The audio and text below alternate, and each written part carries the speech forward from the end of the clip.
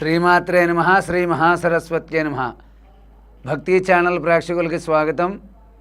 ఓం శుక్లాంబరధరం విష్ణుం శశివర్ణం చతుర్భుజం ప్రసన్నవదనం ధ్యాయేత్ సర్వవిఘ్నోపశాంతయే శారదా శారదాంబోజ వదనా వదనాంబుజే సర్వదా సర్వదాస్మాకం సన్నిధి సన్నిధిం క్రియాతు.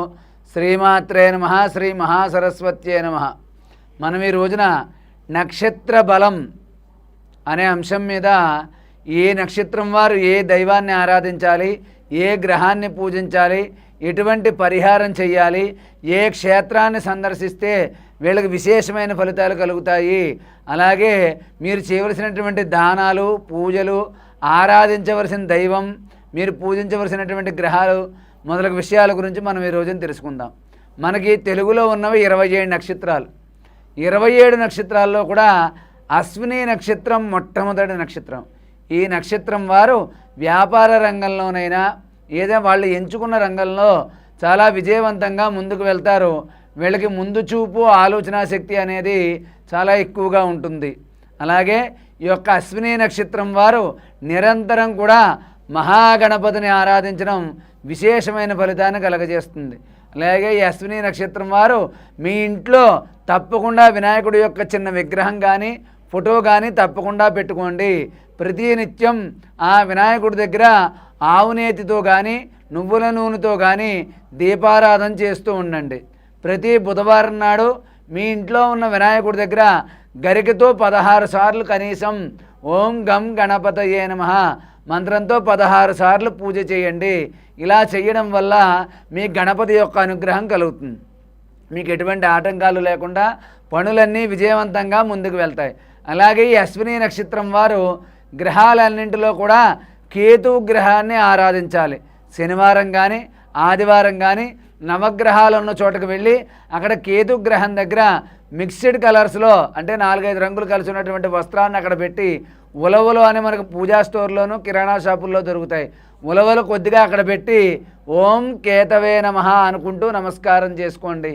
ఇలా చేసిన తర్వాత కొద్దిగా ఉలవలు ముందు రోజు అంటే శుక్రవారం నాడు కానీ శనివారం నాడు కానీ నానబెట్టి మర్నాడు ఉదయాన్నే దాంట్లో చిన్న బెల్లం ముక్క వేసి గోవుకి తినిపించండి.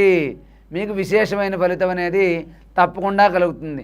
ఈ యొక్క అశ్విని నక్షత్రం వారు మీ కుడి చేతి ఉంగరం వేలికి గణపతి యొక్క వెండి ఉంగరాన్ని ధరించండి.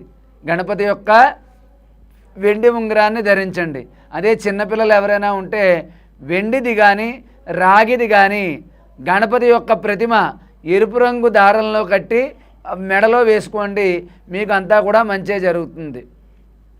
కాబట్టి ఈ యొక్క అశ్విని నక్షత్రం వారు బుధవారం నియమాలు పాటించడం మంచిది.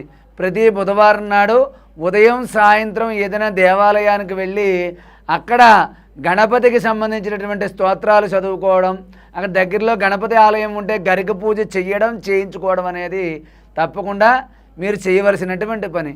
అలాగే ఈ అశ్విని నక్షత్రం వారు మీ ఇంటి ముందర అంటే మీ సొంత ఇల్లు ఉండి అంతే ఉంటే చిన్న గణపతి విగ్రహాన్ని పెట్టుకుని రోజు దాని మీద చెమ్ముడు నీళ్లు పోసి అక్కడ గరికపత్రి కానీ ఏమైనా పువ్వులు కానీ చిన్న బెల్లం ముక్క నైవేద్యం పెట్టండి. కాబట్టి ఈ యొక్క అశ్విని నక్షత్రం వారు ప్రతినిత్యము ఆరాధించవలసినటువంటి దైవం గణపతి. ఓం గం గణపతయే నమః కానీ ఓం గం నమః కానీ ప్రతిరోజు మీరు జపించుకోండి. కొత్తగా కార్యక్రమం ప్రారంభించినప్పుడు గణపతి పూజ చేసుకుని ఓం గం నమః అని చెప్పి 108 సార్లు జపం చేసుకుని మీరు నూతన కార్యక్రమాన్ని ప్రారంభించండి. అదేవిధంగా ఈ యొక్క అశ్విని నక్షత్రం వారు వ్యాపారం చేస్తున్న వారైతే మీ వ్యాపార స్థలంలో కానీ మీ ఇంటి దగ్గర కానీ పౌర్ణమికి ప్రతి పౌర్ణమి నాడు కానీ అదే సంకటహర చతుర్థి నాడు మీ ఇంట్లో ఈ అశ్విని నక్షత్రం వారు లక్ష్మీ గణపతి హోమం జరిపించుకోవడం అనేది చాలా మంచి విశేష ఫలితాన్ని కలగజేస్తుంది. అలాగే అశ్విని నక్షత్రం వారు గణపతిని ఆరాధించడం, కేతువుని ఆరాధించడం, బుధవారం నియమాలు పాటించడం, అలాగే మీరు పెసలు దానం చేయడం కూడా మంచిది. బుధవారం నాడు పెసలు దానం చేయండి. శనాదివారాల్లో ఉలవలు దానం చేయండి. ఇది ఇన్ని వారాలని ఏం లేదు, మీకు ఎప్పుడు అవకాశం ఉంటే అప్పుడు చేయండి. కానీ గణపతిని మాత్రం నిరంతరం ఆరాధించండి. ఓం గం నమః మంత్రాన్ని ప్రతి నిత్యం చదువుకుంటూ ఉండండి. మగవారు ఎవరైనా ఉంటే చిన్న గణపతి ఫోటో ఎప్పుడూ జేబులో ఉంచుకోండి, మీకు విశేషమైనటువంటి ఫలితాలు కలుగుతాయి.